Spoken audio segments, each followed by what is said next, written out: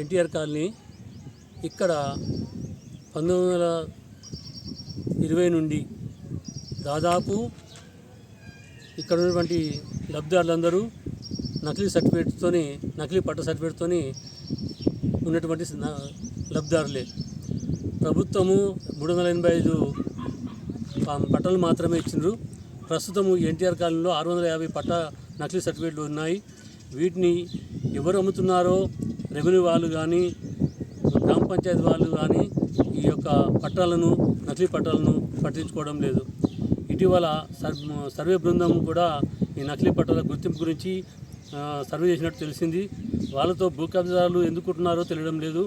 మరి సర్వే చేసినటువంటి అధికారులు మరి ఈ పట్టానికి ఎలా వచ్చింది, ఎవరు అమ్మిండ్రు, ఏ విధంగా మీకు పట్టా వచ్చిందని చెప్పేసి అడిగినట్టు పాపన పోలేదు. అంటే తూతు మంత్రంగా సర్వే జరుగుతుందని చెప్పేసి నా యొక్క అభిప్రాయం.